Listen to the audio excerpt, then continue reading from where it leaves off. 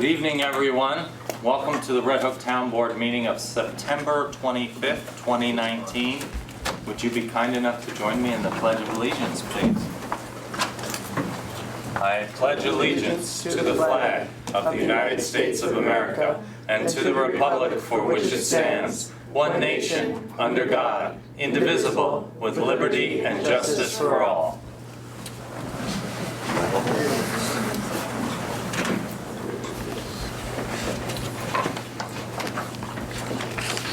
Thank you all very much. Steve, we have for the folks watching at home the agenda for tonight's meeting.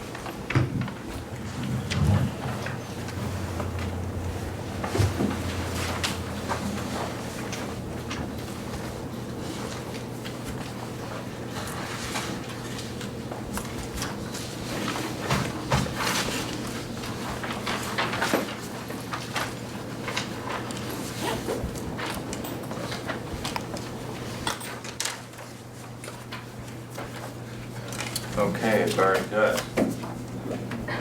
So we did not have a first meeting of the month earlier in September, so we are going to give our monthly report,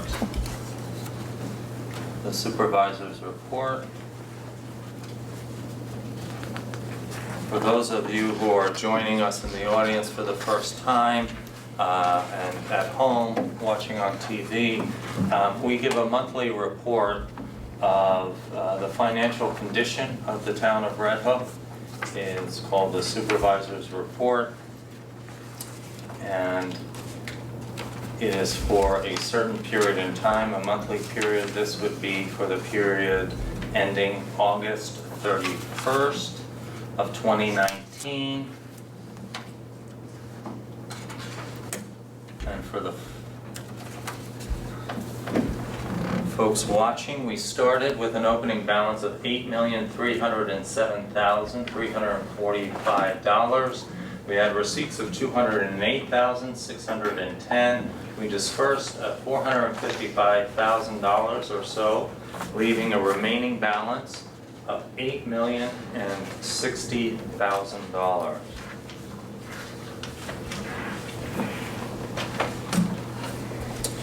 You have in your packets, board members, your variance report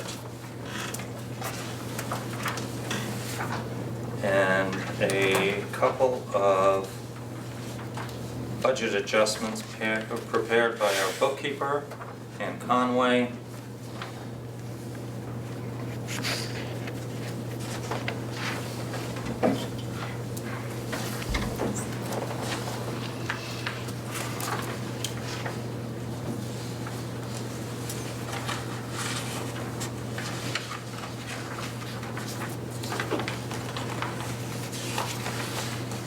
We've moved more money towards contingency.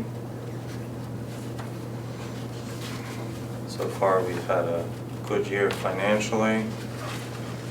I'll be reporting on the budget proposal or the highlights of it tonight and handing over to you tomorrow in your boxes the fiscal 2020 tentative budget.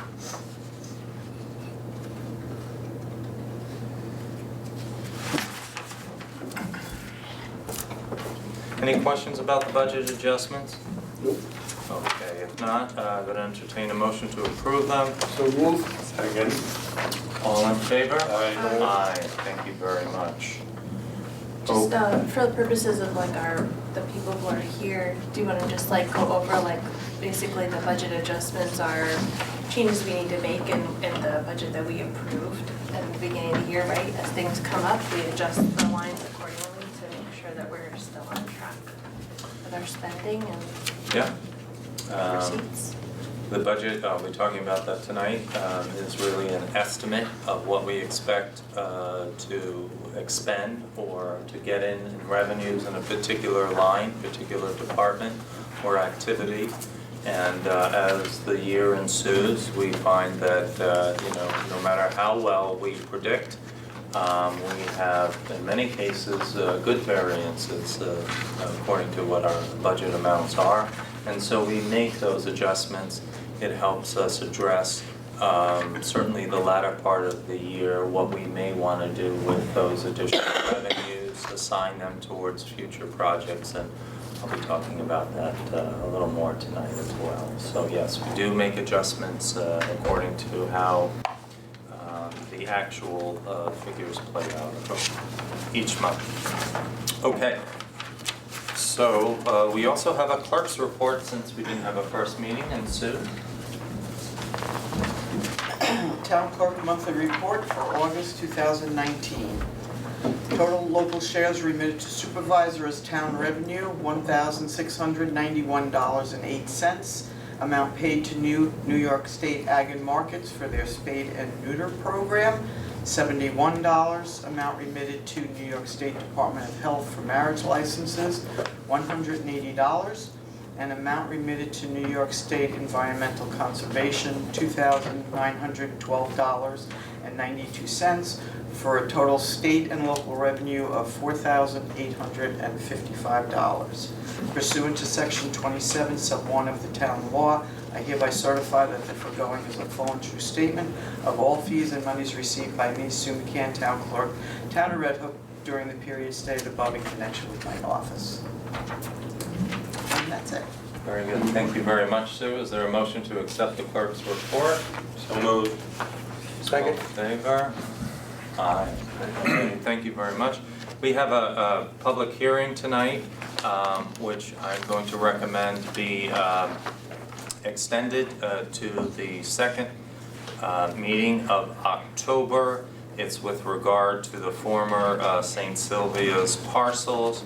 The latest update for folks before I open the public hearing is that we continue to negotiate with the Archdiocese, and those negotiations are going quite well.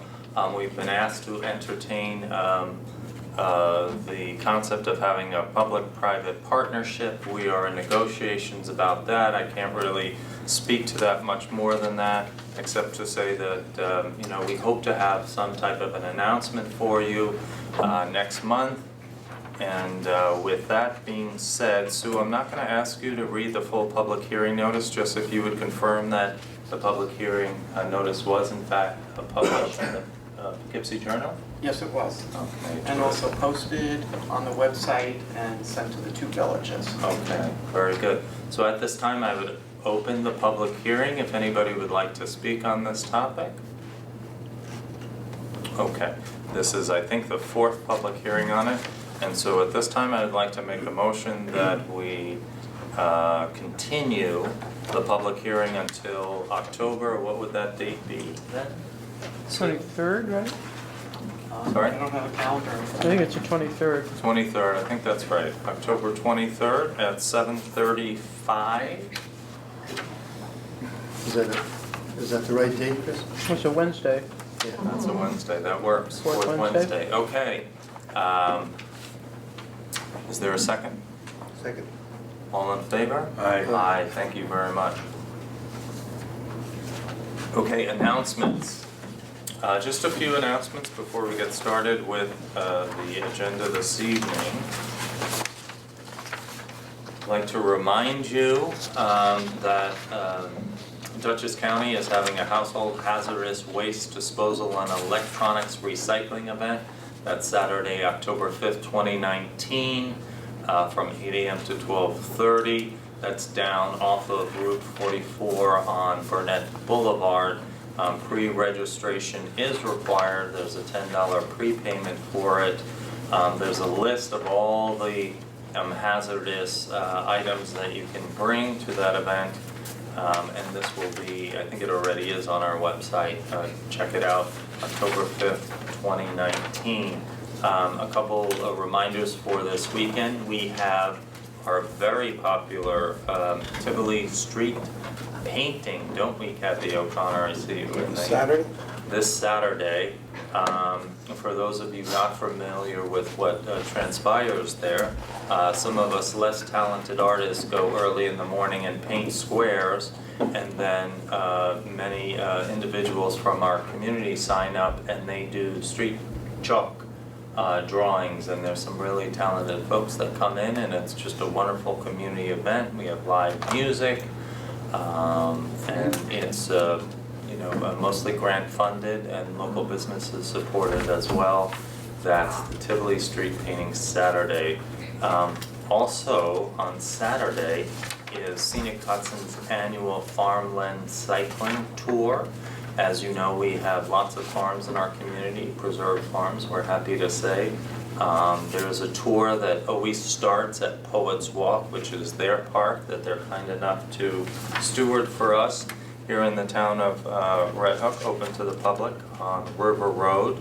And the biking starts, I think it's 8:30 in the morning on Saturday, and it makes its way up into Southern Columbia County and then back again here in Red Hook. So that's this Saturday coming up. And we had a very successful shred event. For those of you who need to get rid of stuff in your homes, we had quite a good turnout. We also heard from a lot of people who didn't know about the event, so we're looking into potentially having a second one, in October, and so look for that on the website. It was something that folks were very excited about. I was excited and I had my whole bag of shredding ready and I thought it was until 1, but it was only until noon. Oh, and you. So you can we came have it just like a little bit little longer? longer, I Just know. like Well, it for took those them of us who about don't. a little later, yeah, because you probably had soccer in the Exactly. morning, okay. Yeah. Okay, Anyway. very good. All right, any other announcements folks have? I have one from an event that's taking place at Bard. Okay. It's called the Patagonia Worn Wear College Tour. Mhm. And the idea is that you, Lori, correct me if I'm wrong, but my understanding is that you bring like any kind of active wear clothing, gear, and they'll try to repair it. And it doesn't have to be Patagonia brand, but Patagonia people will be there. And, I think Patagonia has been one of those brands that's really been about sustainability and, doing lots with recycling and all that stuff in their gear. And everybody who uses outdoor gear knows it can be pretty expensive and you gotta replace it and take care of it. And I know I have a couple pieces that I really love that have just maybe the elastic's a little worn out or, like a fitting or a zipper or something's not quite there, but the rest of it's in great shape. So that's, it's 2 days, right? Yeah, it's a Monday and a Tuesday, September 30th, so this Monday, and then Tuesday, October 1st, 1 to 6. And where is it on campus? Is it in the campus center? Do you know? On the new Annandale Quad, so where the shipping container building is. It's right in the middle of campus, basically near that parking lot in front of the gym, if everybody kind of knows where that is, right? Like with that big shipping container new building. So 1 to 6, Monday and Tuesday, September 30th and October 1st. Okay. Anybody can come, it's free to participate, right? Okay, very good. At this time, we'll take any public comments. Would anybody like to make some public comments? Linda, As always. as always. Okay, I have several issues. The first one being the Greg Barn renovation. This is a continuous problem. You did not have a building permit. Your planning board and your zoning building department have done nothing when I've requested that they do something. And you as a board have done nothing to make sure that that facility is accessible. My friend, who was very upset, very frustrated, uses a walker, could not access what everyone else was accessing. He was told to go to the back of the building to use a ramp that was not accessible. So, because you have not done your job, we are going to do our job. Many times, you are still not doing ADA compliance. You say that it is, but it's not. And I point out the information, I give you information, I try to teach you, but you are resilient and you're not wanting to do it. You have to do it. Okay, number 2. I received no update on repairs to the swing area and the foot tripping for the Rec Park East. where are we with that? I know that we are ordering more mulch. We're putting in another layer. I couldn't tell you when it's going to arrive, but that is a segue to, we will be doing construction on Rec Park East. In the next few weeks, we'll be moving into other phases, including the pathways to some of that equipment. Okay, well, I will keep checking it out. Number 3, website. Received an email from you. The only one I heard from was Sarah. Now, Sarah, you did address the issue, however, you did not address it completely. You said it would be large print, that's fine. But you have to be able to address it for the blind, or the hearing impaired, okay? So Supervisor McKeon saw me in the audience, and he said that they're going to make it so that it can be read to the person. We're looking into how to get that feature, just to Okay. clarify. I would like a timeline on that. But Linda, I just want to clarify that unless I'm misunderstanding you, my understanding is that we do meet all the ADA requirements and recommendations, not just the minimum requirements, but the actual recommendations for websites in the United States and internationally. So I'm just, unless you know of something that we're not doing, I totally appreciate you If I telling us have the to things that we need to Send you the do. information, I will. But can you, if there's something specific that you see that we're not compliant with, if you can just specifically point that out, that would be great. And I just want, you to be Okay. aware that we There are are trying to minimum meet them. requirements, but my goal is to go beyond the minimum. Absolutely. The Dutchess County website won an award. It has the program Recite, which allows people to have the information read to them. I said, go talk to them so that our site is more accessible. We've reached out to other municipalities, so yeah. Fine, I gave you other information on that too. Okay. The last one, Panda. As I understand, Panda will be losing its barn site. My suggestion is that Panda request St. Margaret's building. There's a lot of space on that first floor.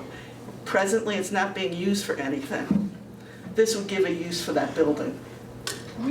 Okay. Anything else? So, no, that's it. Oh, So I hope Panda reaches out to them. okay. Thanks, Thank you Linda. very much, Linda. Okay. There's another hand. Another public comment, Kathy O'Connor. If you'll indulge me, I'd like to read just 2 paragraphs from today's New York Times. Uh-huh. Climate change is heating the oceans and altering their chemistry so dramatically that it is threatening seafood supplies, fueling cyclones and floods, and posing profound risks to the hundreds of millions of people living along the coast, according to a sweeping United Nations report issued today. The report concludes that the world's oceans and ice sheets are under such severe stress that the fallout could prove difficult for humans to contain without steep reductions in greenhouse gas emissions. Fish populations are already declining in many regions as warming waters throw marine ecosystems into disarray, according to the report by the Intergovernmental Panel on Climate Change, a group of scientists convened by the United Nations to guide world leaders in policy making. I think this is a time for all of us to have our voices heard. And Town of Red Hook, I'm listening. Good. Well, even more than that, action, right? Thank you. Okay. Any other public comments? I forgot to say something. All right. Regarding the website, it needs to be updated, especially for the St. Margaret's. You have a person on there that is dead, Okay. and some other people that are listed are not on that committee. Okay. Okay, Thank you. thanks. All right. First item on the agenda is another happy community event. Really, a tremendous event. We did a complete playground rebuild, And we could not have done it without a committee of volunteers who coordinated a lot of it, and also many other volunteers from the greater community who contributed to actually assembling it. And we are joined by Jen Kavanaugh on the Red Hook Plays Committee. Jen, do you want to come up here and grab that Yes, I will. cable if you want to do a presentation? I'll do my best to.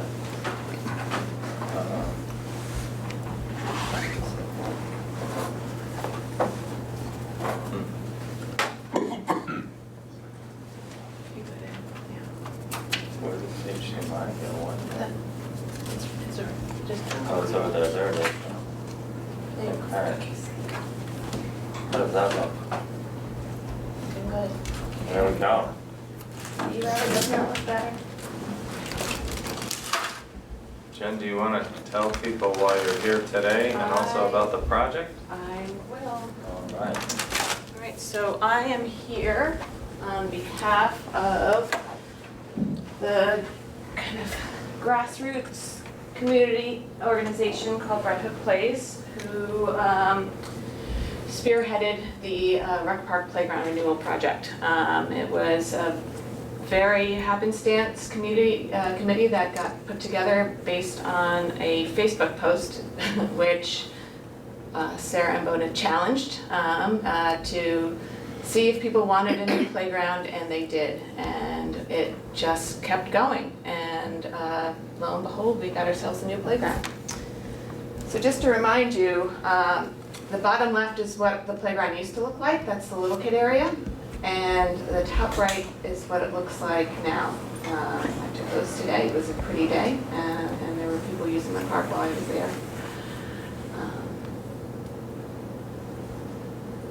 Bottom left is what the big kid area used to look like. And the top right is now in its full glory. So that's it. That was during construction, so it looks a little bit different. There's a little bit more padding on it now, but same thing. And it is still a work in progress. As Robert alluded to a little earlier, we are waiting for some pavement to be poured, to give some access ways and to be placed underneath the sort of tactile music accessibility area that will be accessible to wheelchairs and anyone with kind of mobility limitations. So that will be poured soon as part of a larger project, but that was always part of the whole thing. We also will be pouring an area for hardscape games like Foursquare and Map Ball and these other games that my kids talk about that I've yet to know what they actually look like, but we will have hardscape areas to be used for the rec park playground in the summertime, and then whenever anybody else wants to use it. As part of this project, we bought new benches and built them, but they have not been installed yet. They will be once we have the pavement all worked out. Sometimes you have to do one thing before you can do another, and that's one of those situations. But there are more benches to be put in, so there could be more areas where people can sit and enjoy the beautiful shade of the rec park and their kids playing. And then the return of the turtle. As promised, we did not get rid of the turtle. It is being rehabbed. She is currently at a spa, getting a little touch-up paint and some other work done. Jay Anembo has agreed to rehab it and kind of take the lead with getting it pretty again. And it's going to be a community project, as was this whole project. He's dividing the shell up into sections, and they'll be given to kids to each have their own section to decorate, and it's part of a kind of a larger art project. So it will be back, it will be installed, better than ever, and so the turtle has not gone away forever, it will return. This project could not have been done without the support of the town, first and foremost, who You all bonded for a good chunk of the money that was necessary for this, and we appreciate that. The community as a whole appreciates that. But we also had those that donated monetary donations and in kind. This is a long laundry list of those that we would like to thank. In particular, Dell's Dairy, Hannaford's, Yellow Bell Farms, Dave Vosberg that did a lot of the land clearing. He had his guys out there doing a ton of land prep work. That was a huge, huge thing. As was Fast Tracks Excavating, they were also doing land work. Doug Sterinsky and his whole construction crew, this project would not have been possible without he and John Kuhn and the rec department getting it all together. I think Doug used every one of his favors for this project. So thank him when you see him.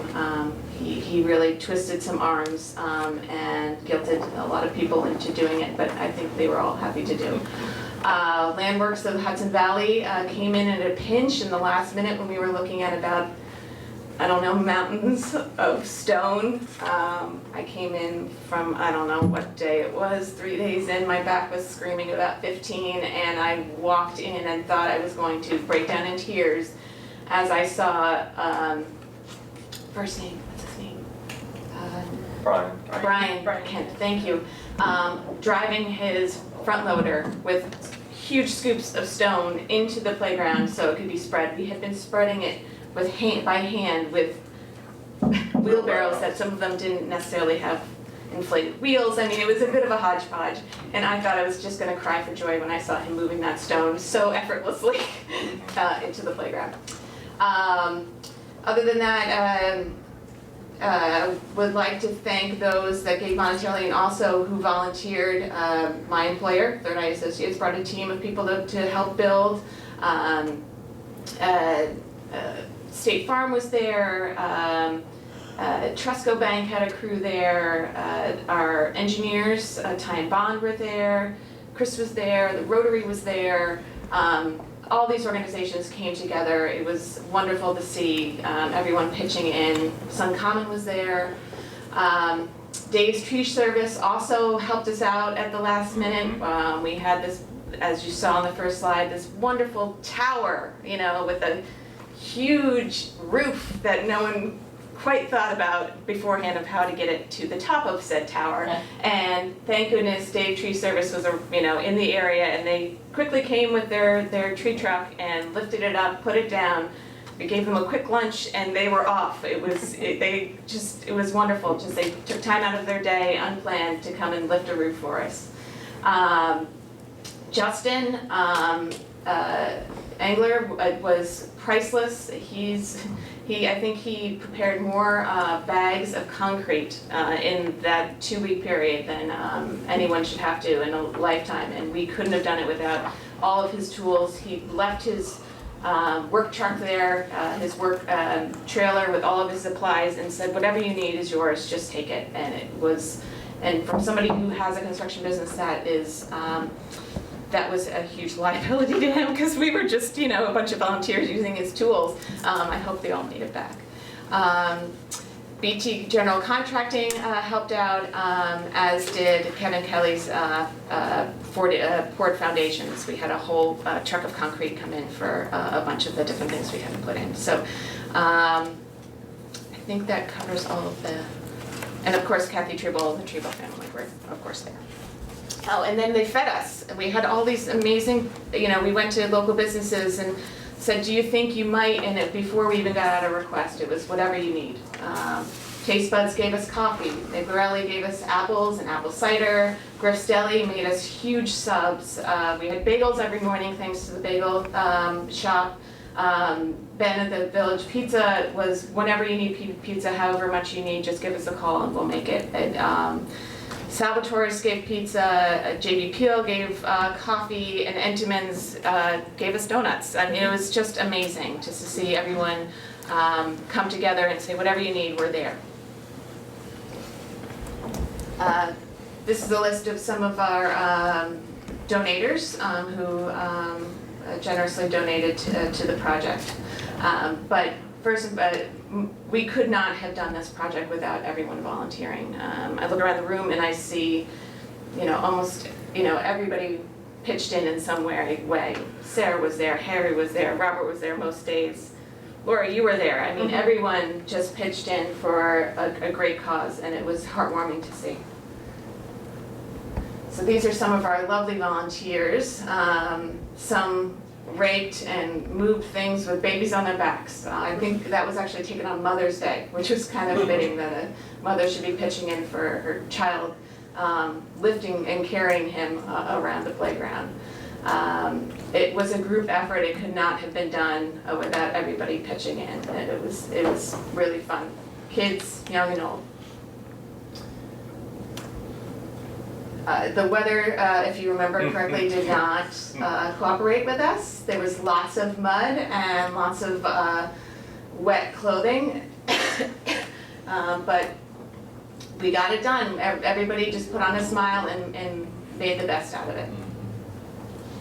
Who was the one that asked about Antonio Delgado? He's there on the right down below. You see next to Robert, helping out with the playground. One of the students here had asked if Antonio Delgado ever came to town, so. Yes, no, Evidence, he got pictorial to- evidence, he was here. Yes, we, in addition to Antonio, we had Assemblyman Cahill's office. He sent staff. You'll see Mark Molinaro was there. He's in the top right. What other elected officials? This one. Yeah, Chris was there, and I'm trying to think of any others, but I mean, everybody pitched in. It was great. Williams, I didn't have them on the list, I forgot about that. They, we had a bunch of little supplies to get, like tape and box cutters and things like that. Still cost money. Went to Williams and they said, whatever you need. They sent us away with bags and bags of masks and gloves and anything. They were so generous. In addition to building, this was a renewal project, so we also renewed some of the things that were still in good shape and we kept. So the sandbox was painted, the swing sets were repainted, the tire bouncer was repainted, so we not only put in new equipment, but we renewed what was still there and still in good shape. And like I said, there was days of prep work before we even got there. And I don't know if you know about contracting and land contracting, but it costs a lot of money to even get that kind of equipment on a site. So the fact that they did that without asking for anything was extraordinary.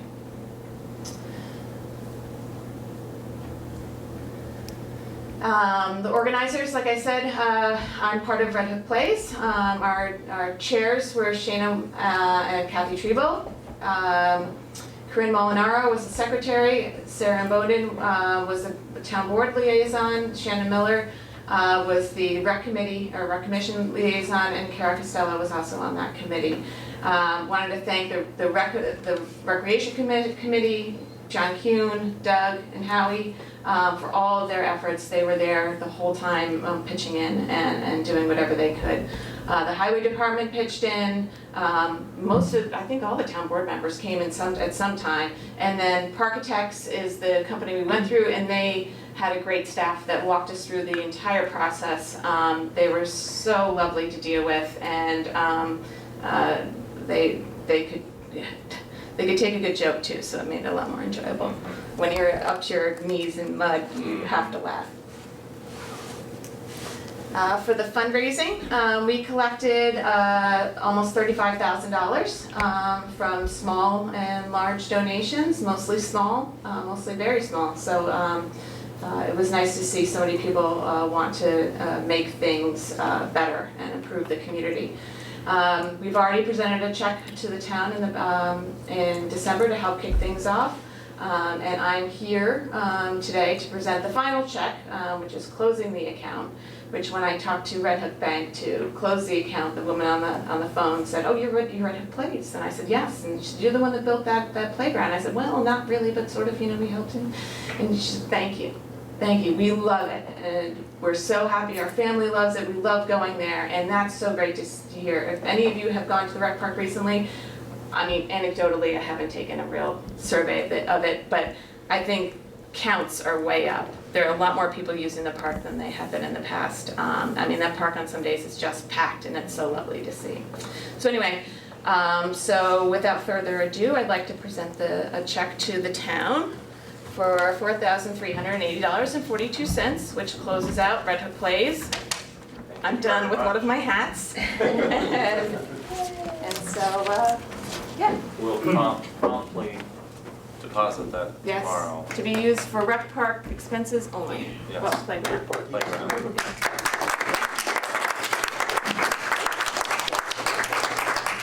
So just to quantify, I think there was something in the order of 200 people who volunteered over a 9-day period. And to give you some idea of what that does, I think I spoke to the students who were here to talk about, you're not just building a playground, you're building a community when you do something together. And you get to know people that you didn't know in your own community. And that, of course, breeds even more volunteerism and more pride. Really, that's what it's about at the end of the day.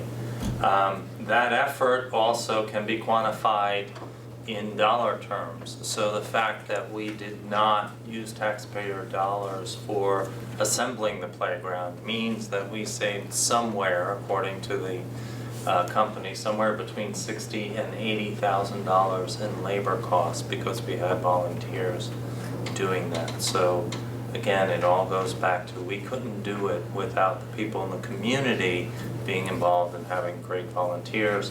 And of course, we can't have these great projects without people spearheading it, steering it in the right direction, making the difficult decisions. I remember we being in one meeting, right, where we had to decide the color scheme. Like, are we going with sort of the autumnal colors, or are we going with the brighter colors, and so on and so forth. And you'd be amazed at the decisions that you need to make. And it was great to have so many folks whose kids were utilizing the playground and who had, some input on what they've seen in other playgrounds or ideas about what to purchase. Because they're significant investments for your community. So, Jen, thank you very much, and please thank everyone at the Plays Committee for all their good work. And we'll see you at the playground.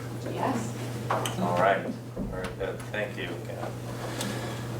We have another presentation of sorts. We have Lori Busted here with us. Excuse me, did you want to do the resolution? Oh yeah, that would be nice. Wouldn't that be nice to accept it? Thank you, Sue. Could you tell I was trying to move along? Resolution number 92, and it's a resolution to anytime we get a donation, we as a board need to accept that donation to say, yes, we're willing to accept these funds for these purposes and whatever constraints are on the funds. And so we have a very brief resolution which speaks to the town of Red Hook receiving additional donations because, as Jen mentioned, they've already given us a bunch of money. So we're accepting these donations of approximately $4,000 with the condition that the monies be used for the town's playground renewal project. And I so move. Is there a second? Second. All in favor? Aye. Thank you. All right. Lori Husted. So tonight we have Lori Husted with us wearing yet another hat. Lori, whose day job is the BART Sustainability Coordinator, Manager, what's the title? I'm the CSO. CSO. Officer. Chief Sustainability Officer, and yes, I gave myself that title. Why not? Did the uniform come with it? Okay. No. Okay, wow. I'll just start while you're queuing it up. It's just a cover slide. So it's really good timing to be here during Climate Week. I have, sort of tears in my eyes this week. Anyone listen to Greta at the UN? It's hard not to, feel those feelings. But Greta doesn't want us to cry or applaud, right? That she wants us to do stuff, and so I go on. Anyway, yes, I'm here as a volunteer with the Citizens Climate Lobby. I live in Red Hook. I work at BARD, as you said.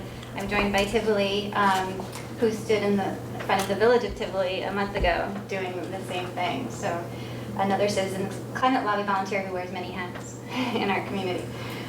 So I've witnessed firsthand how this board, what you've done to protect our land and our water. You've helped get all the state designations or about to get the state designations, a climate smart community, a clean energy community. More than 200 families in Red Hook will be able to buy local renewable energy from the Red Hook Community Solar Project. It will feed our municipal buildings and our firehouse. The rest of our community will soon be able to get green energy by default. People will actually have to opt out of clean energy to buy dirty energy, which would be odd. There's a lot of innovation happening in this small town, and that's how it goes. Great things happen town by town in New York. And so you've gone to extraordinary lengths, really, to prepare us for a changing climate, and we're very grateful. And I'm here today to talk about the action that's needed at the federal level. So thank you for this moment in front of the podium, I love the podium, to give us the chance to talk about it and have other people hear about it. So my adult life has been dedicated to sustainability, but I sort of re-woke up to the urgency of climate change in 2016. He's fine, but when I watched my son collapse from heat exhaustion at a Red Hook high school track meet, he was fine within the hour. But this isn't about Ethan. It struck me that while we could put him in the air-conditioned car and he would recover, there are millions across the planet who don't have that luxury, and of course the ability to stay cool is not a luxury. The human body cannot cool itself at a certain combination of heat and humidity. It becomes deadly, and that deadly heat is already here. It's becoming more widespread, and we have less than 11 years to turn this all around. So at that point, I started this local chapter of the Citizens Climate Lobby, and am urgently trying to help others understand that we have a federal solution that will reduce carbon pollution by nearly half in 12 years. And that's a huge step forward for our survivability. So again, thank you for this time. So this bill I'm talking about in the House that has a chance of succeeding, I'll tell you in a second a little bit more about our particular approach. But first, and you can see if it's something that you want to support. But first, the question I have is what makes a good climate solution? So you can roll up. A good climate solution is something that drives large-scale change quickly versus making sort of marginal improvements. This solution has to be big enough to match the scale of the problem. We need to transform this polluting line we have, this carbon polluting trend line, from adding carbon to reducing carbon in our atmosphere. Second good thing is it uses incentives that support choice. It's instead of a control approach. Let people choose for themselves with incentives that help them choose wisely, especially because some people really don't want a government to tell them what they can and can't do. Another couple of factors that make for good climate solutions, one is that it's fair. It has to be fair, not regressive. It shouldn't pose a burden on those who are poor or disadvantaged. It has to be sticky, or another way of looking at it is durable. It needs popular support so that change in political leadership can't easily overturn it. And of course, healthy for the planet and the economy. It should not only reduce carbon emissions for a healthy climate, but also create jobs and a robust economy for all. So what policy meets this criteria? It's called generally a carbon fee and dividend, and this is how it works. Sort of from the left side of the slide, the policy puts a fee on the emissions of fossil fuel, like coal, oil, and gas, at the source, so like where the oil comes out of the ground. It's on something like under 2,000 or 1,700 spots in our economy where this stuff comes into the economy, so not very many places. The fee starts low, and it grows over time. The fee will drive down carbon pollution because consumers, over time, will make choices to move toward lower carbon energy ways to live. Suddenly carpooling and electric cars and heat pumps and solar panels are more than a good idea. They actually save the person money. The other part of it, the other side of that side, is the carbon dividend. That's where we give the fee back to households. Why? Because it makes the policy both durable and popular. You get a check every month to spend however you want. The genius of this approach is that the less carbon you use, the more of that money you get to spend on your other needs. So it's simple and it's elegant, but it won't happen until we build the political will in Congress to make it into law. So for years, for 12 years in fact, this group, Citizens Climate Lobby, has been building relationships with Congress and thought leaders to wake up our leaders to pass this effective law. I guess we can go, I'm just gonna pop forward a tiny bit, you can roll to the next one. This is the solution. It's called the Energy Innovation and Carbon Dividend Act. It's big and it's bipartisan and it's a solution to climate change. The next slide talks about the 5 main reasons it's good. It's effective, it's good for people, it's good for the economy, it's bipartisan, and it's revenue neutral. So taking each of those in turn, it's effective. I said in the beginning, almost 50%, so 40% in less than 12 years, 40% reductions. That's better than anything that was on the books under Obama, and certainly anything that's on the books now. Next, it's good for people. I mentioned today that dividend that puts money directly into people's pocket every month to spend as they see fit. It helps low and middle income Americans. There's a carbon calculator that I shared with you all, so you can see what it would do in your household. I ran it on my own household. I would end up paying $3 a month, so I would come out a little bit behind. But the average, we ran these numbers for Ulster County when we did this in a couple of towns over there. The average Ulster County resident using oil nets $15 a month from the get-go, and that rises over time. So in this national average, you can see in the future, 10 years down the road, the average annual dividend for a family of 4 is over $3,000, which is meaningful. The other good for people thing is literally good for people. Right now, people are dying from air pollution caused by fossil fuel emissions, and they're sick with asthma.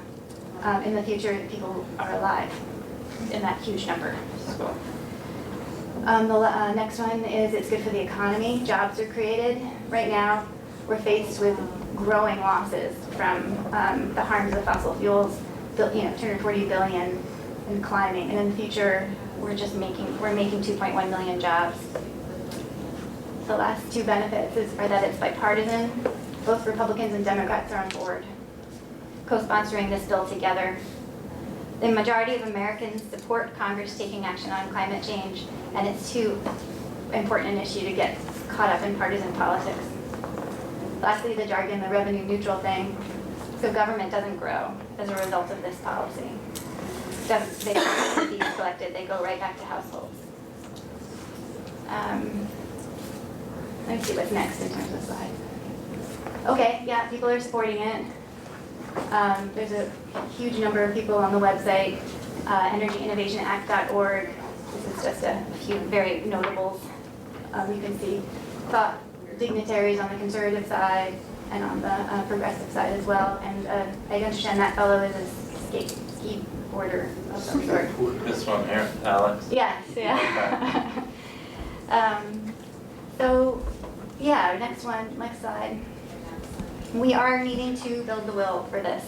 CCL volunteers are 100,000 strong at this point. We're set up by congressional district. We send thousands of letters to media, letters to the editor.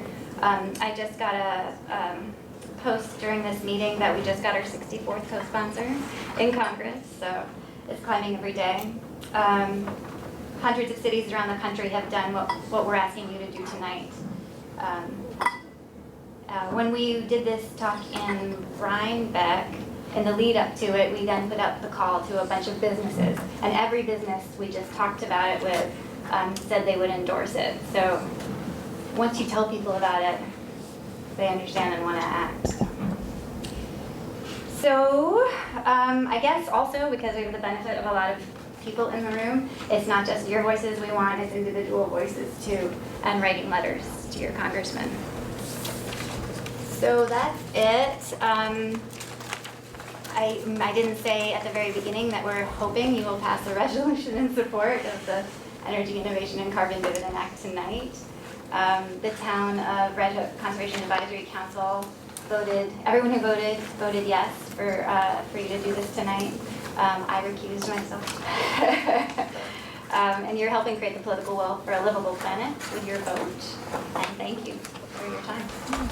Thank you very much for that.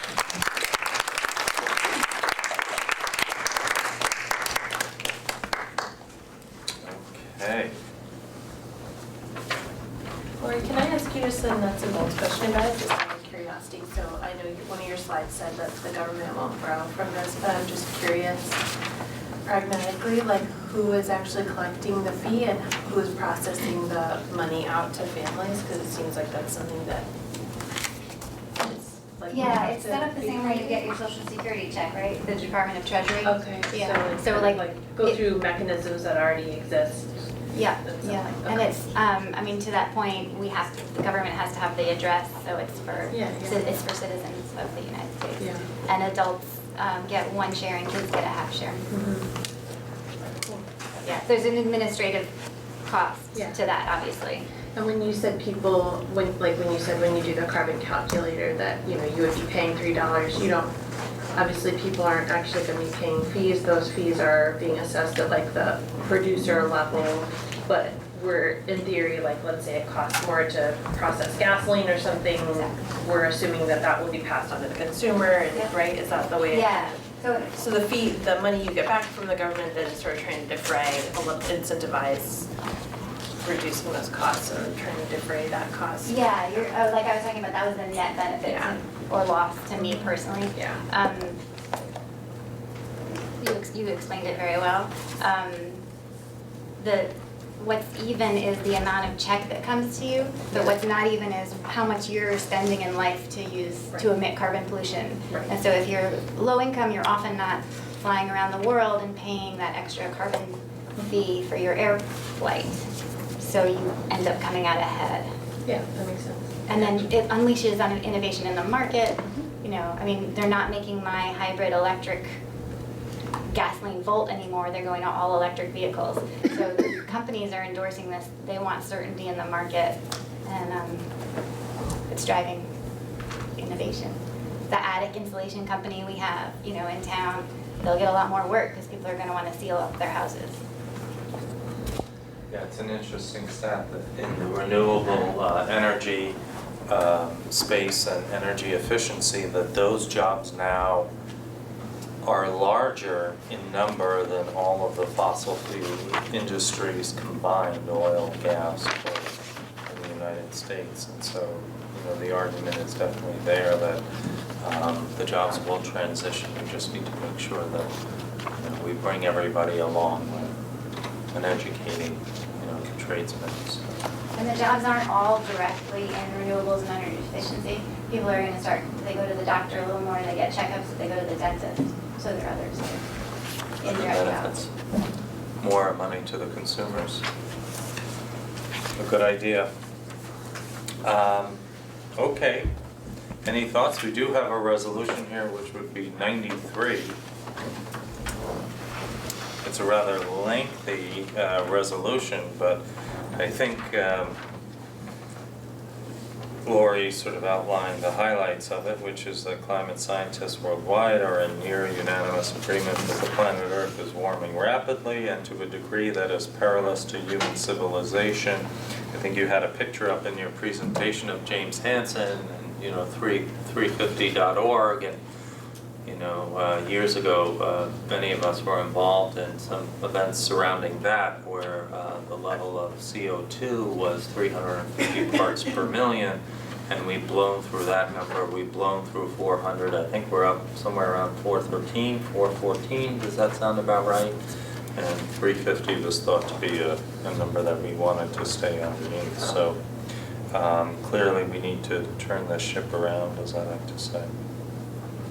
This resolution, you know, just sort of encapsulates what you spoke about, and that the IPCC report also suggests that any carbon pricing policy should be designed to balance between incentivizing low carbon behavior and mitigating the adverse distributional consequences of higher energy prices.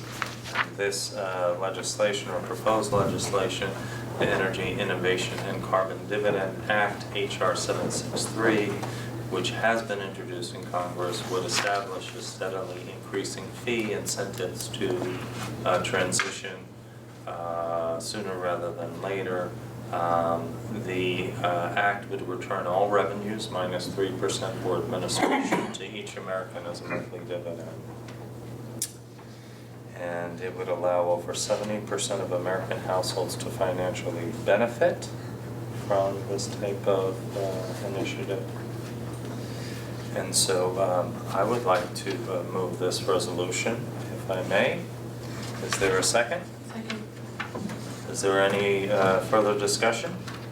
Laura, thank you for bringing this to our board and all the information you shared ahead of time for us to digest and look at, and the carbon calculator and all those other things. You personally and you leading the CAC and the CCL have done so much for our town and for our board, educating us and urging us to act on these things, and I just thank you for doing that and sharing all the information that helped. I know myself as a board member, and I hope all the rest of us feel educated about this issue and ready to act. Well said. And I would just share that, if we're, and I mentioned it to the students this evening, if we're going to try to solve this crisis, all of us as individuals, local government, state government, we're fortunate that in New York State that they have been very good partners with us on the local government level with many of the projects that you mentioned. Certainly there tends to be sort of a reliance that we look to the federal government to solve all of our problems, including this one. But I think obviously unless all of us as individuals and governments of all levels take it seriously, it won't happen. So I'm very pleased to support this tonight. And Harry, shall we take a vote? Yep. All in favor? Aye. Thank you again, Lori. We appreciate it. We get a little photo.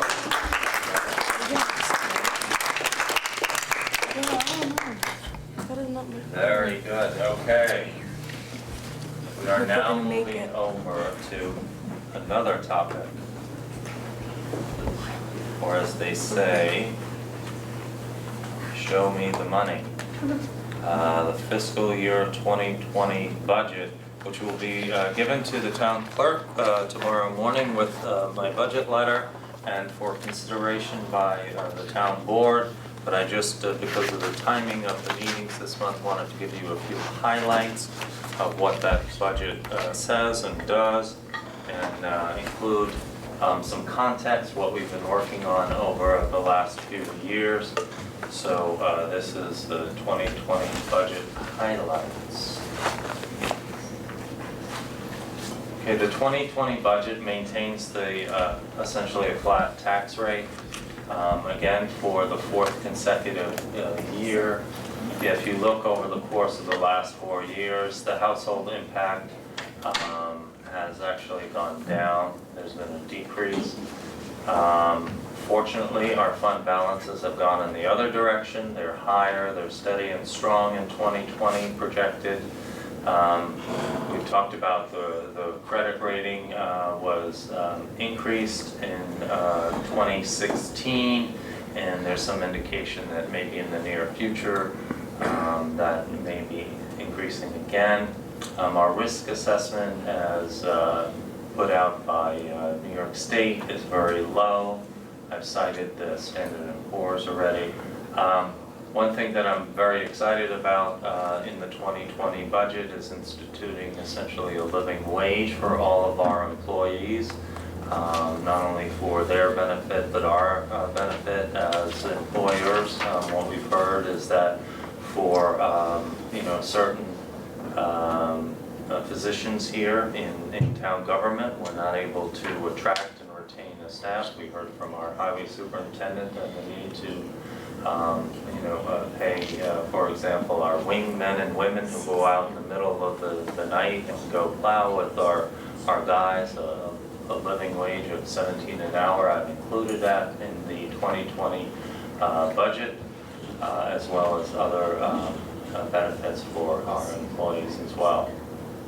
We've made community investments over the past few years, and they continue as we speak.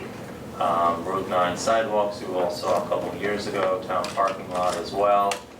Some of the land acquisition projects that we've had, we've acquired additional land here in this town campus.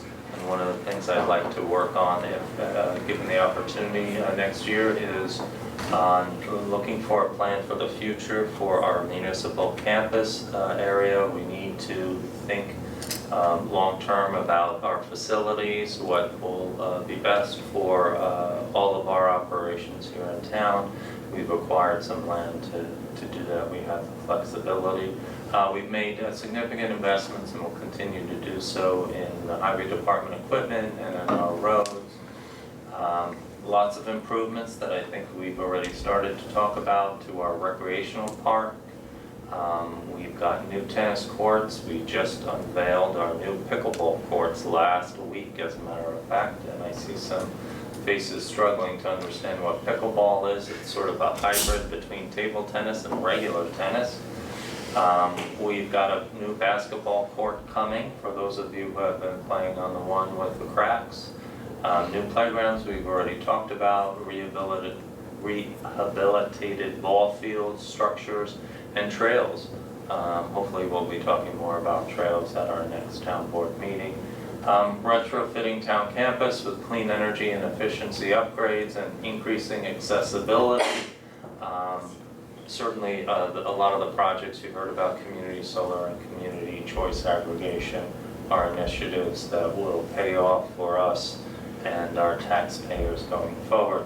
I think I mentioned before that we cannot accomplish what we do accomplish here, and we hope that you find we are accomplishing things for you without having tremendous volunteers and partnerships. State government, county, federal government, I'd like to think we have very good relationships with those levels of government, and that we have really taken advantage of their expertise and any funding opportunities. The saying is, if there's going to be grants out there, well, our job is to go bring them home back here to you, the taxpayer. So these are some of the grant dollar amounts that we've received over the last few years, and some of the steps that we've taken in order to be able to keep those taxes flat or even lower. And the reason that we work so hard to do that is not so we can pat ourselves on the back and say to you, look, aren't we terrific? It's because really there's a financial obstacle not only in New York State but throughout the country for folks trying to afford to live in communities like Red Hook. And so they could conceivably perhaps afford to buy a home or rent a home in our community, but if they can't afford the real estate taxes, well then obviously they'll have to migrate somewhere else. So that's why we work so hard. Some of the steps that we've taken or are taking to ensure that we keep costs down or that we have savings in the future include that community solar farm, refinancing of our debt, and we are back on track after some delay with our LED streetlight conversion, which will be happening in the few months, and that will also produce a savings over time. And retrofitting municipal campus, we have a much more efficient campus, and we have projects, renewable projects that will be coming online in 2020, including solar on our highway garage. We did some charts this year, just my colleagues in other townships, they seem to like these charts. I'm not all that crazy about them, frankly, but they like showing that to their residents so they understand just how small a piece of the pie the tax bill is that we have that we send out to them. Here's a chart for town outside of village residents. So your town taxes, that is the blue color there, represent 8% of the taxes that you pay, property taxes that you pay here in Red Hook. obviously the largest chunk is the school district, but it's interesting to see that, you know, for example, Dutchess County is actually about 50% more, and then you have smaller for library, and, you know, I would definitely call your attention to the green there, and I think I spoke earlier about having volunteers and how important that the fire companies are. That tiny little sliver is fire service, and it would be a much bigger portion of the pie if we didn't have those dedicated volunteers. And if anybody out there is interested in volunteering with a fire company, we have 2 of them. Okay, tax rate for the Village of Tivoli residents, it's a little different. They pay a different town tax rate to us because some of the services we apply to them, the services we provide, and some don't. So here, the blue is really only 3% of the total bill if you live in Tivoli. So Kathy O'Connor was here, she's a Tivoli resident. And mine. And you too, Harry, sorry, I'm sorry, yes, of course. And then the tax rate for Village of Red Hook residents also, it's 3%. There's a little bit larger there, as you can see, for Dutchess County, and for the village taxes, which is the purple one there, that represents 19% of their bill. They have the additional services that we don't offer here in the town, and their tax rate is higher. Just on the general A fund, which is the tax fund that applies to all residents, the tax rate back in 2015 versus the tax rate proposed in the 2020 budget is actually approximately 6% lower than it was back in 2015. And then the last slide is just a bar chart of our fund balances. We have, because of the, it's blown up there a little bit too much, some of the actions we've taken, we've been able to accumulate some rainy day fund balances, and so you can see that they remain strong. You'll see in the A and B fund that right now they're temporarily a little higher than they probably will be during the course of the rest of the year. I'll be also making some requests to the board to utilize some of the excess for things like a down payment on the next truck for our highway department, and other recreational activities from the general need fund. And those are the highlights. The budget as proposed with the budget letter will be available on the town website starting tomorrow, and at, of course, the town clerk's office. You can go on our website, www.redhook.org, and there should be a link on the front page. Would also be a good time to remind you, if you'd like to learn more about your budget and anything else in town, we encourage you to sign up for notifications. On the top tab there is Notify Me, and we can send you an email about a topic that you've selected or send you a text as well. Okay. So that is agenda item number 3. And then at our next meeting or prior, maybe we could start to think about some budget hearing dates, and we can propose that to the public, and they can participate in that process as well. Do we need to set our budget workshop dates, or? Yeah, I think when Christine is here, we can get our schedules together. So maybe at the next meeting, we could set our dates, and then we normally only needed a couple nights to do that. We've got until November, mid-November to do the budget, so. Okay, very good. We are on to agenda item number 4, which is a resolution approving issuance of requests for highway materials. So in order to be efficient and to do the best with the taxpayer dollars that we do have, we go out to bid, to public bid, sealed bids for certain items that we know to use every year within the highway department, salt, sand, so on and so forth. And so each September, our highway superintendent, Teresa Burke, who was in the audience there, provides us with the documentation that we need to go out to bid for these 12 items: hot mix asphalt, abrasives for snow and ice control, all types cold mix patch, stone dust, processed items, item 4, small gravel, screen fill, rip wrap, bigger stones, crushed stone, washed gravel, topsoil, boom truck and operator for tree removal, and trucking for crushed stone and abrasive sand. So what the town board does is essentially authorize going out to bid for those items, and that's what we have here is the bid specifications, which we've been provided to by our highway superintendent with the input of our attorney to the town. And it is resolution number 94. Yep.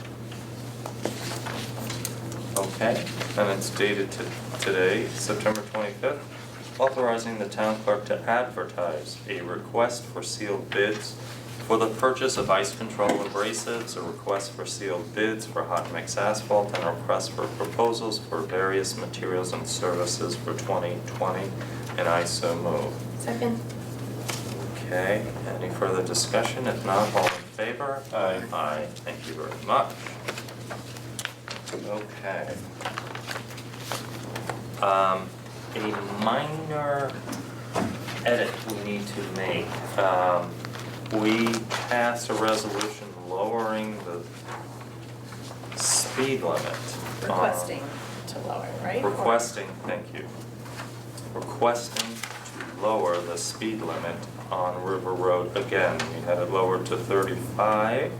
That request was approved. The Empire State Trail is coming through the town of Red Hook on River Road, and we made a request as required to lower it to 30, and DOT would like us to make one minor edit to the resolution, and that is to have it state where the end is, 4/10 of a mile south of the Annandale Triangle, because then it picks up on that next speed limit from there. And so that's what resolution number 95 is.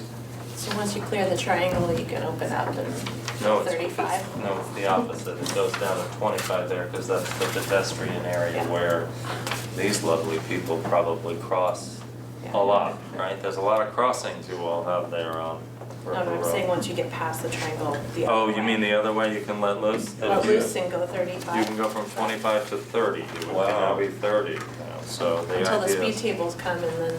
and then you can't even go 30. No, apparently you're supposed to be able to do speed tables comfortably. I think they said at no more than 30. So it's just to keep you from letting loose. Okay, so that was 94, and I think 95. 95, thank you, Sue. And I think I moved that. Was there a second? Second. Okay, thank you, Harry. All in favor? Aye. Thank you very much. Could I just say again, like, since we have students in the audience that are at BARD, you know, if you read this resolution, which is in the folders there, it lists a bunch of the reasons and why we're doing this, and it talks about like the open space plan and our trail plan and the town's comprehensive plan. All these things, even though this is like a very minor part of this one meeting, it's sort of like, it's like the top of the triangle of like years and years of work to look at our town comprehensively and look at pedestrian safety and bike safety, and it represents the work of many, many committees and volunteers and work on the state level and county level. So it's, yeah, pretty cool to see something like this going forward, and if you look on our website, you can learn a lot more about all those different plans. Well, there's been a lot of chatter I've seen on social media about the bridge and the amendment to the bridge, and, you know, folks are very excited, I think it's fair to say, about the fact that the travel way has been narrowed for the automobiles, and the speed limit, I think, has been lowered. Yeah, just lowered to 35 on the bridge now. And there's a barrier for pedestrians, so it's going to be very interesting to see how that turns out. All right, we have a resolution, another small, but once again important in the sense that it's just a little token of gratitude towards our armed forces. There is a new enabling legislation which authorizes us, technically the town clerk, that would be Sue, to waive the fee for marriage licenses for a member of the armed forces, and I think it needs to be somebody who's in active duty, essentially. It's not just for somebody who's It says action duty on the resolution, so we're gonna change that to active. active duty. Action duty is an interesting term. Thank you for picking that up. Where does it say Does action it duty? look like, I think, we might have, You see I see active? It active, says yeah. active on On the the top. second paragraph, I think we might have picked is a up, member of the armed forces of the United Oh. States on action duty, should be on active. Thank you. yeah, but this is not, there's a reference in here that isn't correct, because we corrected this when we sent this over, so I'm wondering if that's. Is there another edit you'd like us to Well, make yeah, on the fly here? I'm looking it up, it's not laws of 1963, because I Okay. remember fixing that when we sent it over. So, I think maybe we just have a. This says laws of 63. Yeah, that's not right. Yeah, no, we fixed that, so I wonder if we just, this is we got a model from someone at some point, so I don't know if there was an extra version. Well, we can certainly table this to, if you Well, I want to know look something up. we wanted to get it in place, certainly. move it on. Maybe Karen sent an old version on accident or something? No, we got a different version originally, and then we sent a corrected one. Okay, well, I'd be happy to amend the resolution, the motion to approve the resolution to authorize the town clerk to waive the fee for a marriage license certificate. The resolution to be amended for accuracy Yeah.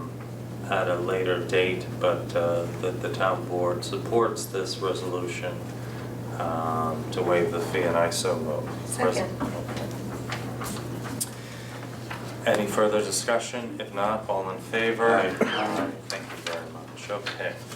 Make sure you take action out, though. Yeah. So we We changed all. typically in the second meeting of the month, we have our boards. I think I may have mentioned to you students that we have boards and committees here, and they report to us mostly through their liaisons, but also with written reports. Some are very short, some are rather lengthy, and we try to summarize them as best as we can. But it's a way for us to read those reports and share those reports, what those committees are up to. And so we do have 3 boards, a town board, a planning board, and a zoning board in a township. And so the first board report is from the planning board, and since Christina's not here to read it, Bill, might I impose upon you to read the planning board report? Well, the planning board met in September, and they continued to review an application for 4 flag lots in what's called the Sky Park Minor Subdivision, and that's continuing, so they have made no decision on that. And in other business, they granted extensions to a couple of other projects, including Traditions at Red Hook. So that was the end of the action from the planning board in September. Shall we go right into ZBA, Bill, and I have that, which is going to need some summation, I think. I can do it. Okay, please, yeah. Well, the zoning board of appeals has been pretty active. They met in July, August, and September. And in July, they reviewed an application for an area variance to construct an addition to a property on Jefferson Road. And that public hearing was set for August 14th. At that public hearing, neighbors were heard, and the ZBA considered it, and they elected to adopt a resolution to approve of that application for a variance. So that was granted. Also in July, they heard an appeal for an area variance regarding the installation of a deck and above-ground swimming pool on Cedar Drive in the town of Red Hook. And after that discussion, a public hearing was set for the August 14th meeting. At that meeting, the board again heard from neighbors and from our zoning enforcement people, and they voted to grant the variance, and it was granted with certain conditions which have to be met. So that was done. Also at the August meeting, there was an application for an interpretation by a resident on Williams Road who wanted to construct a fence along their property line, and the zoning enforcement officers had denied that application. So the ZBA heard the application, and based upon a technicality for lack of jurisdiction, they dismissed that application. So that was at the August meeting. I did that. Also at the August meeting, there was an application by a person off Route 9 and Rokeby Road to have a heliport right off the, across from where the entranceway is to Hannaford. And that matter was discussed, and it was adjourned to the September meeting, and at the September meeting, it was further adjourned for discussion. So that matter is still before the ZBA. There was also an application at the August meeting for an area variance for a resident who wanted to install a ground-mounted solar energy system on their property along Fraley Lane. And the zoning enforcement officer had denied that application, so they appealed to the ZBA, and the ZBA, after hearing the appeal, set a public hearing for September and to visit the property. At the September public hearing, they voted to grant the variance. But it was actually decided after the neighbors who appeared at that hearing discussed with the applicant about the location of the solar panels and the visibility and the impact on the neighborhood. So the ZBA told them to go adjourn, go outside and talk about it, and come back and tell us. And they did, and they came back and they worked it out.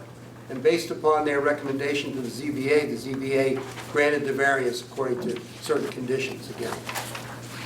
So that's been a very active couple of months for the ZBA. Okay, thank you very much, Bill. Sarah, your favorite topic, the Red Hook Monthly Dog Control Report. All right, this is the report for August. We had one dangerous dog or related incident, bringing our yearly amount to 2 so far. 2 loose dogs and 1 wildlife and/or cat complaint of special interest. There was a dog bite incident, that must be the dangerous dog incident, but no further action was taken. Once they explained that they would have to go to court. There were 2 dogs that were at large that were safely found and reunited with their owners. And there was a call for the stray cats were found at a salvage yard and were referred to a feral management nonprofit trap spay release program. Just a friendly reminder to keep your dogs leashed, fenced, safely on your property. And licensed. And licensed. Go to your town clerk's office. Sue and Claire will make it easy and fun to keep your dogs within the law. Christina's not here. Who would like to read the assessor's report? Harry. I'll do it if you want. Harry has lots of reports. Harry has lots to report? Don't Okay. you usually? Go ahead. Okay. You want to do it or am I No, going to go do for it? it, go I for can it. read it in the time we're talking about it. Yes, right. Okay, the school tax bills have been sent out. I have mine, I can pay the taxes in about a week, is the end of the deadline. There were 6 sales in town. The highest sale price was $600,000 for a single-family home. had some considerable significant activity in town with the sale of properties. Great, thank you very much, Harry. Building and zoning. I got it. All right, Bill wants it, Harry, sorry. In August and September, the Building and Zoning Department of the town of Red Hook issued 48 permits on applications for permits. They did 6 inspections. They issued certificates of occupancy numbered 5. They don't show that they dealt with a lot of complaints, but I'm sure they had them. The revenue by the Building and Zoning Department during those 2 months was $6,891, which has been deposited with the town clerk. Thank you, Bill, and for the folks at home, we've had some staffing issues in that office. We've had one individual out on a medical leave, so we appreciate your patience. We would direct you to the website for temporary hours in that office, and certainly you're welcome to come into my office if we can help you during the off hours there. Okay, we have a police department report. Bill? Yes, the Village of Red Hook Police Department, really for August, had a total of 110 incidents that were reported to the Village Police Department. And of those, it resulted in 8 arrests that were made by the village, and 43 tickets were issued. So the village police are up and working, and I hope you all get along. That we do. Okay, very good. And Harry, what about the water department report? Water department is humming along as usual. Everything has run fine. All standard and monthly tests were met as better than required. In terms of the kind of issues that have come up, one has been with working out if there are interconnection between our system and the village system, and the village system is doing some rehabilitation work, and they're testing our connection to see that it will work properly before they shut some of their systems down. Yeah, and I noticed Hank, I saw a draft today, Hank is sending out his quarterly water report to the users within that district, and he really details some of the issues, nothing major, but just some of the repairs and stuff. And can I just mention, as a resident of the water district, that there was recently an instance of some low pressure going on, and just a reminder that I think in our quarterly bills it always indicates who to call in situations like that, and it doesn't hurt for residents to call to express when they're having an issue like low pressure, because generally we have very good pressure, and if you do have something, then there might be something wrong, and the people who run the system need to know about it. So for the folks at home, or folks here who live in the district, please do report if you experience some change in your service. What happens is that when we have to do some maintenance work, we shut down the pumps, and then there's a big tank on that hill over by Bard, and we rely on the depth of the water, the amount of water in that tank, and it's a very high tank. I don't know, we have 70 feet or something like that. So as the head of water goes down, the water pressure will go down until we turn the pumps back on. And that's done for maintenance purposes. We send out notice when that happens, but certainly again, if you would sign up for notifications, we could send a reminder text or email to you that that's going to take place. Okay, Disaster Preparedness Committee report. Who wants to make that report? Bill? It's optional. I don't have it, do you have it? The emergency response plan was reviewed by the town's attorney. This is an emergency response plan that was presented and was created by our Disaster Preparedness Committee as required by the county disaster preparedness people. And so our town attorney reviewed it and gave her comments. And the committee will be working with our supervisor, Robert McKeon, to make any changes necessary. So at the meeting that was held on September 17th, they discussed meeting with the village mayors to discuss local emergency plans and coordinating responses at the village and town level. This would be responses to fire, natural disasters, that sort of thing that creates a disaster in our community. And like anything, you want to be prepared and anticipate things rather than to be hit with something unexpected.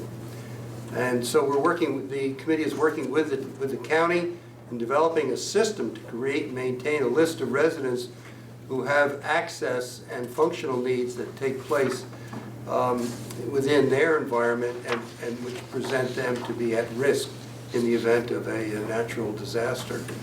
And along with Central Hudson and the fire companies, the committee is establishing relationships to work through potential problems in future disasters, weather events, and any other sort like that.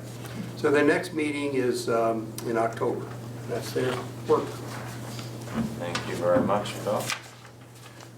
We have, Harry, would you like to do rec commission? Sure.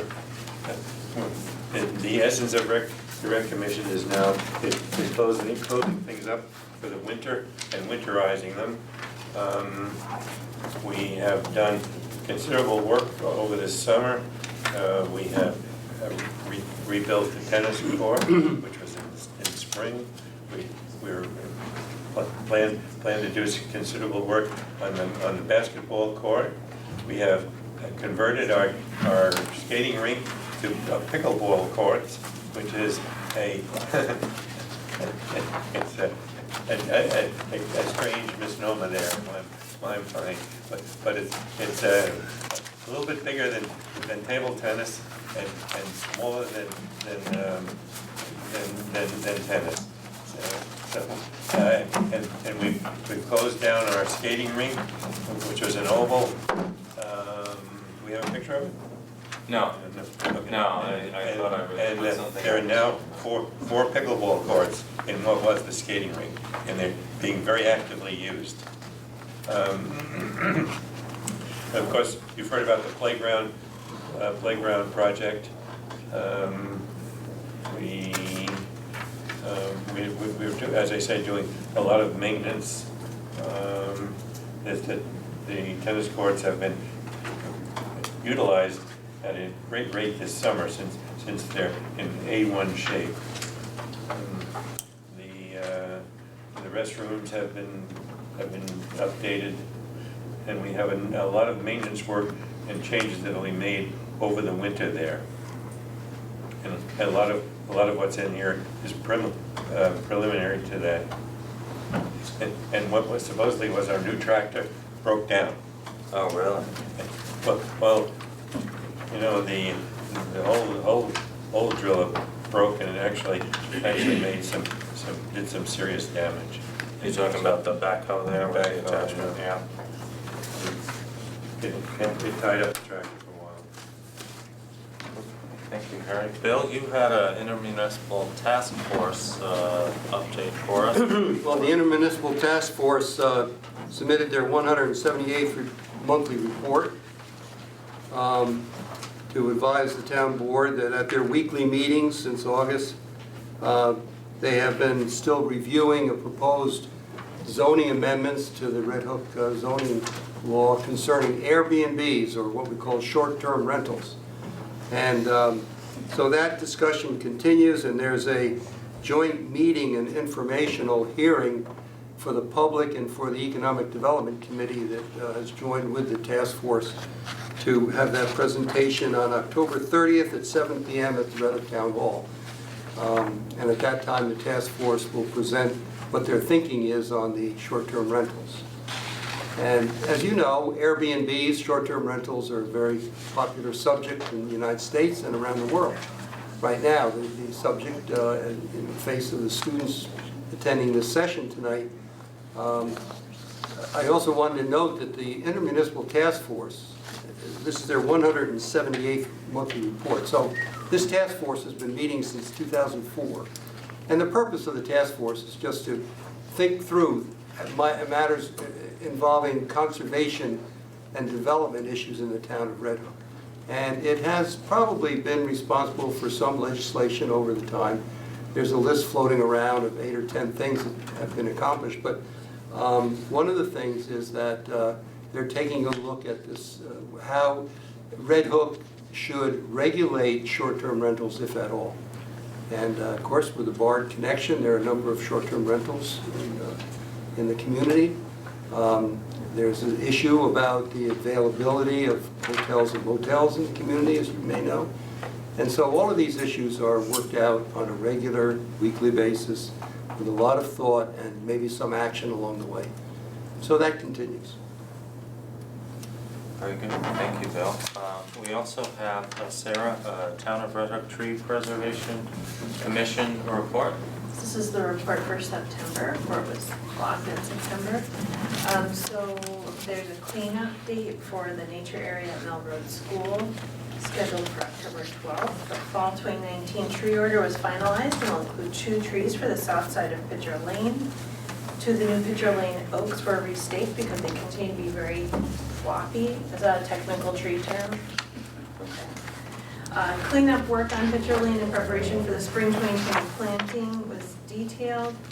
Tree options for the new Rec Park West were discussed at the request of John Kuhn, and the 2019 budget was reviewed.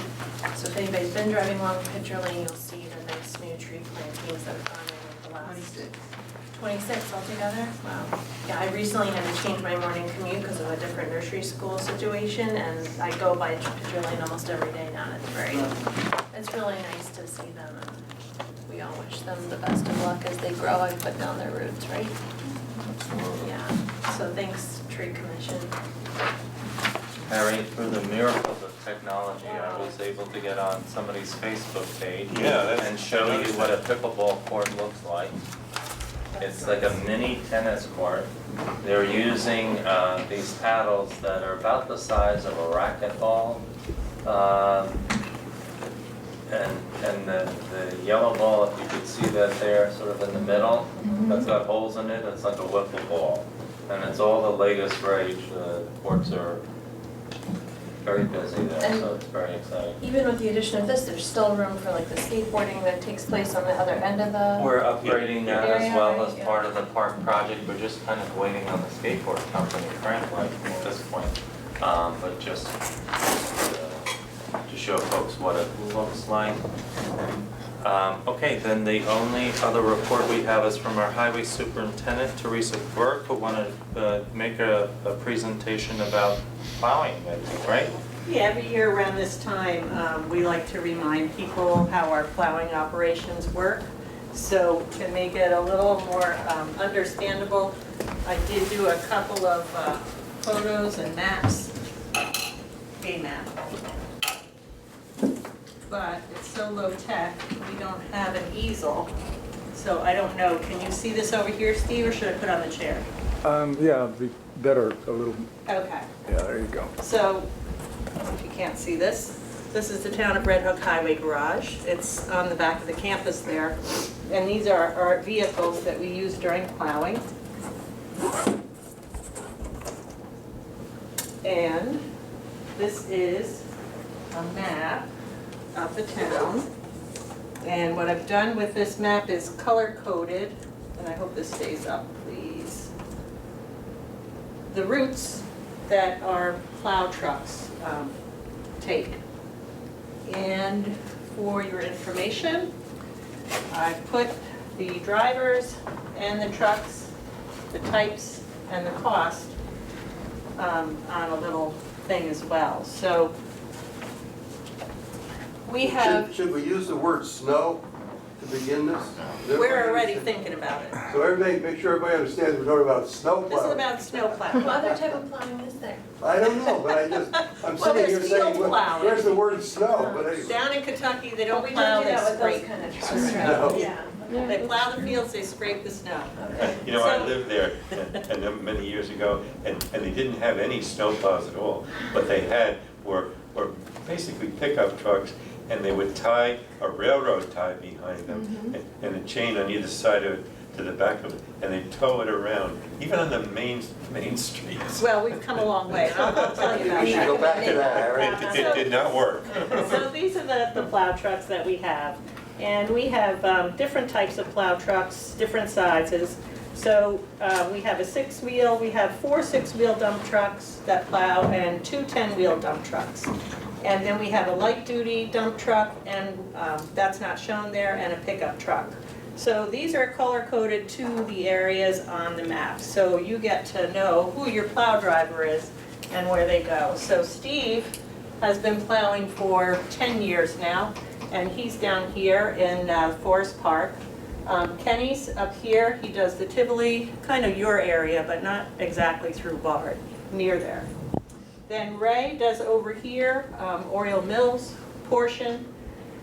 Michael does Crestwood, Feller Newmark, that's the hilly part. We do that with a 4-wheel drive vehicle, which is a little bit smaller, but it's a lot stronger than some of the other vehicles. The other ones are not 4-wheel drive. And then we have John, who's in here, Linden Acres, I believe that is, and Robbie, who does this College Park area. So these guys have been plowing for a long time, some of them as much as 23 years. The newest guy's been plowing for about 2-3 years, so they have a lot of experience. So what I thought I'd do is just walk you through a typical storm scenario, although there is no such thing as a typical storm scenario because every single storm is different. I've been highway superintendent for 9 years. I have never been able to say, this one was just like the last one. It could be heavy snow, light snow, rain, freezing rain, on top of snow, under snow. They're all different, and they could be all durations. It could just be for a few hours, it could be for a couple of days. So in order to better understand what we do in our department, we'll start with how do we decide when we're gonna go out. So just like you, I have the weather on my phone. I have the radar on the computer, and what I do at night, if we see that the storm is called for in the middle of the night, I'll look at my phone and I'll set my clock to an hour before that first snowflake is on there. So I wake up and I look outside, and if it's not snowing, I'll look at my radar and I'll either go back to sleep for a half an hour or I'll stay up. And then when I see that there's enough snow, I'll go into the highway garage. I'll take I have a town vehicle that's an SUV. I'll go around, I'll check the roads, I'll see what the temperature is, I'll see how the snow is accumulating, and I go to the highway garage here, and I sit in the office there, and then I start waking everybody up. I call them in the middle of the night, or during the day. During the day, they'll be on site, but typically these storms happen overnight, so they'll be getting a phone call from me 1, 2, 3, 4 o'clock in the morning, and they all come in right away. And then we also call the wingmen, who come in and they ride in the plow and work the wing, put it up and down. Tell them what a wing is. The wing is this piece here. So when you're plowing, the front plow pushes the snow and it curls off onto the wing, which is put down, and then the wing pushes it off the road. If you don't have the wing, you're gonna leave a big row of snow on the side of the road. And our focus is to get the snow completely off the road. So the wing operator will bring the wing up and down when they need to. If you're going out on the road, the wing is up. If you're down on the road, the wing goes down. And this goes on and on and on. Every intersection, it's amazing. So the crew comes in, they load up their trucks. The loader operator, this is the loader here. He goes over to the salt shed, they all line up, put salt and sand, and they take off. So if we're just sanding, it takes 2.5 to 3 hours. We drive one way, the plows and wings are up, and I like to call it salt and pepper because the sand is dark and the salt is light. We mix the two together and we just sprinkle a little bit on the road. And the reason we do that is to prevent ice pack from bonding with the road. So as soon as the snow starts, that's when we put a little bit of this sand mix on. Depending on how fast the snow falls, we return to the garage and wait for accumulation, or we take a quick break and go out to plow. When we plow both directions, sanding very lightly on the way back. This continues until the storm is over. Each plow run can take 3.5 to 4 hours. We may go out 2 to 5 times or more for a single storm. Drivers spend 20 hours in the truck in a major storm. So when the storm is over, they go back to the garage, and then Rick takes his truck, dumps the sand and salt off, puts sand on, and goes back out to Oriole Mills. And then he does that little section at the end. Plowing involves more than driving straight down the road. Intersections can take 4 or more back and forth passes. Sorry. Our driver had to go. Our transportation showed up. I'm usually not at the very end, so. They're not as hardy as the Red Hook Pond Drive. Intersections can take 4 or more back and forth passes to clear the T. So they'll pull in, they'll push, they'll have to back up into traffic, they'll have to push again, and then they'll go straight. So each intersection throughout this whole map, that's what it takes. Sometimes backing out onto Route 9, 9G, 199, sometimes just backing out onto our own roads, sometimes going just a little section of a road, but every intersection takes that 2-swipe maneuver. Cul-de-sacs need 6 passes in a big truck, and sometimes as many as 20 passes in a small truck. So the cul-de-sac is this round circle, and the houses are sitting around it. We try to use a small truck because it's easier to distribute snow around the circle. There's supposed to be a snow easement at 1 o'clock, but over time, people have landscaped those areas, and it's not unusual to find one person with a mountain of snow on the lawn. Because when you're in a big truck, you're just pushing this way. You can only go right. And if that happens and it gets too big, then we send the loader out the next day or so, try and move some of the snow. But you can see all of these red dots, 16 cul-de-sacs. So Rick, in his little truck during these plow operations, he'll go up here, here, here, he'll do these cul-de-sacs, and he'll do all the small roads that the big trucks can't handle. And he goes, just about covers the entire town. And while he's doing that, he's also assessing the conditions and the temperature and the snowfall rates and how the plows, sanders are working. So it might seem like a waste to go all over the place, but he's doing 2 things at the same time. Other challenges, garbage cans, mailboxes, vehicles in the road. It's nearly impossible to steer a loaded plow truck around anything in the roadway. Trying to do so leaves snow in the road and causes melting and refreezing. If a garbage can or mailbox is hit or gets knocked over by a heavy snow wash, then it was in the wrong place at the time. If a vehicle gets hit or scraped by a plowing because it was parked in the roadway, the cost will not be reimbursed by the town as we are performing emergency operations. Our plow operators are always on the lookout for impatient people who try to pass while they're plowing or sanding. Vehicles are equipped with as many lights as possible so that we are clearly recognized. We have mirrors, but there are blind spots, especially when we back up to clear intersections. Our plows and wings can measure up to 17 feet wide when fully open and take up a good portion of the road. When the storm is over, drivers sand and salt a light layer one last time before going home to clear their own driveways. They return by 4 a.m. the next morning to clean up the mess left by residents and contractors that plow and snow blow driveways during the night. If more snow is expected after a big storm, we will shelf or push back the snow to make room for more. It's important to get the snow off the sides of the roads so that it does not freeze and become a hazard. People who put their snow out in the road do not realize that a couple of inches of frozen snow can cause a car to lose control. We don't have a bare road policy, but people seem to expect it. It takes time and temperature to get down to the pavement. We do not have the resources to run crews on 2 shifts around the clock like the state does. We have to give our drivers time to rest, and driving a plow truck in any winter condition is stressful.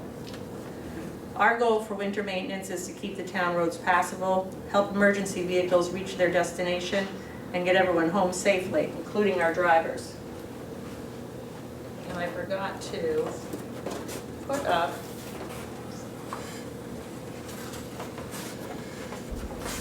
so those are the 4 vehicles that we use just for size reference and in case you're interested. So we're only as strong as the weakest link in our chain. We were asking the board this year to replace our oldest plow truck, the 2001 International 6-wheel dump truck. In the event of a breakdown, we do not have a spare. And we can't rent this type of truck. Before 2014, we always had a spare. By purchasing a new truck in 2020, we can keep the old one as a spare until it no longer passes inspection. We operate to the best of our capability with 6 big trucks. With only 5 trucks, we start to lose control of the storms. A driver knows his truck en route like the back of his hand. When you send a driver out in a blizzard on an unfamiliar road, you're asking for trouble. The process slows down and the snow builds up. In 2018, we were short a plow truck and consequently we were unable to keep up with the drifting on Rockefeller Lane. We had to close the road. The snow got so deep that we had to wait for the county to come with their snow blower and bail us out. The highway department prepares for the worst and hopes for the best. With an aging truck and no spare truck for breakdowns, we're inviting disaster. It's the responsibility of the highway department to let the board know what we need and why. There are healthy reserve funds in DB&B and many ways to structure a purchase. The safety of the residents of Red Hook is our priority, but we need the right equipment to do the job. If you have questions about our operations, please come and ask me. We'll take you out in a storm, in a truck. We'll give you a tour of the garage. We'll tell you how other towns are able to fund and purchase their equipment and create a reserve fund for future purchases. So on that note, I just wanted to show you the comparison for the truck that we want to replace and the truck that we just replaced. So this truck is the 2001 6-wheel dump truck, and this truck is the 2019 6-wheel dump truck.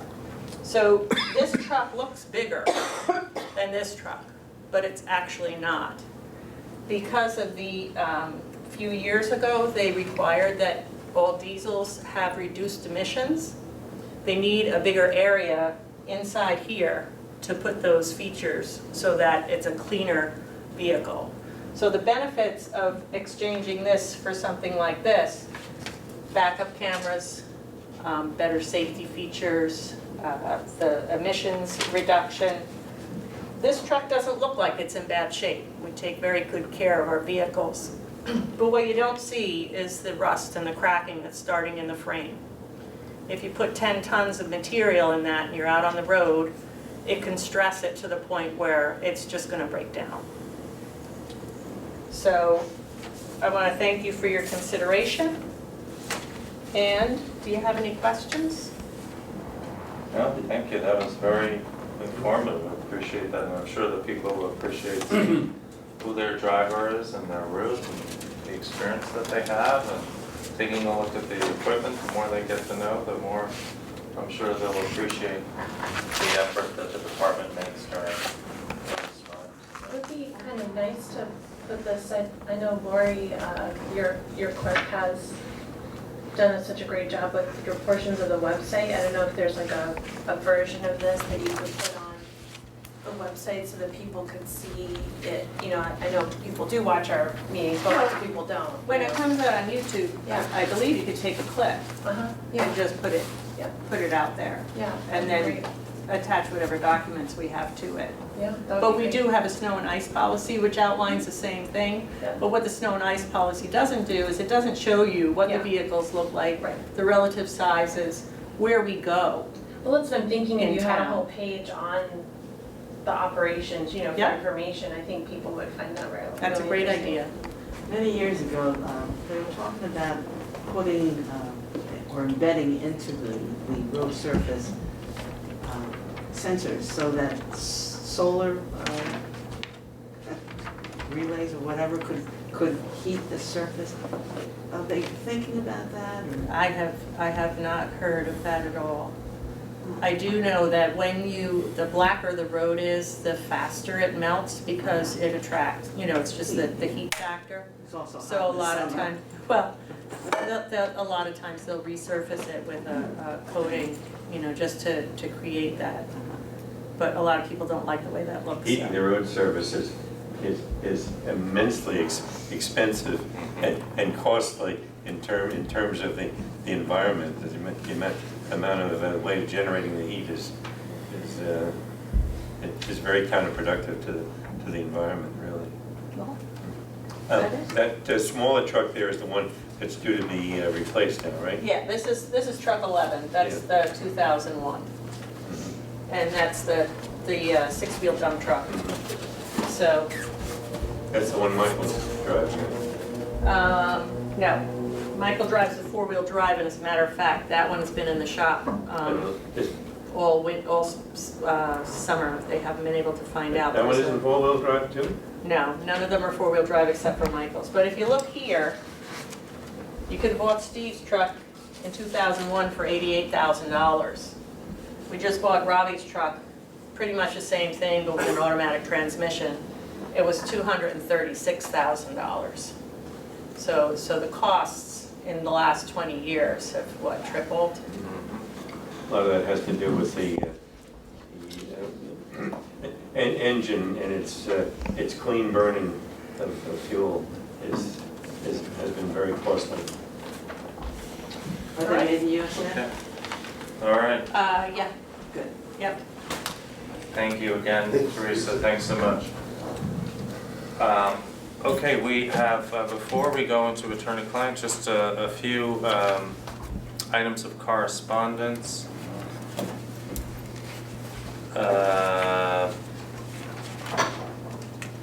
From our county exec, County of Dutchess.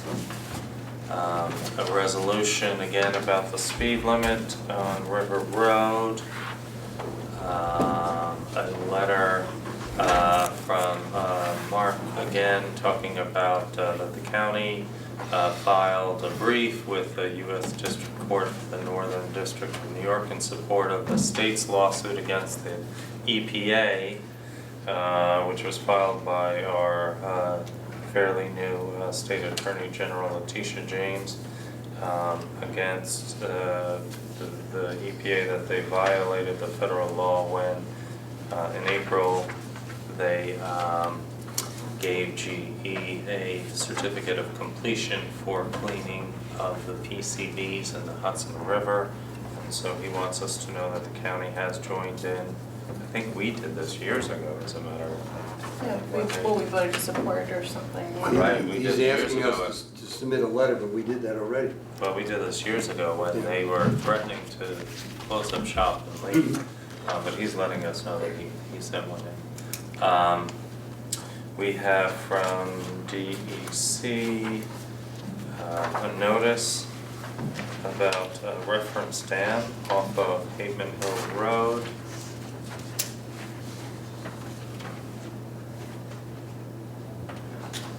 And they have classified the dam with its status, low hazard. It's the 11 Pond Dam, I believe it's off 91 Hateman Hill Road. A notice from, it's always nice to get correspondence from folks who are happy about something you've done. And Ravi Mangat here talking about those very pickleball courts, and he thanks all of us for the contribution towards making that happen. And they look forward to all the changes, the future really looks bright. It's nice to see the town improving. And that's a letter from Ravi Mangat. And that's all I have for correspondence. Anybody else? If not, okay, thank you all for joining us. Is there any more public comment before we go into attorney-client? If not, I would like to thank you again and make a motion that we go into attorney-client. Is there a second? All in favor? Aye. Thanks again. Thank you all. Thank you, sir. Cookies if anybody wants them over here. Sure.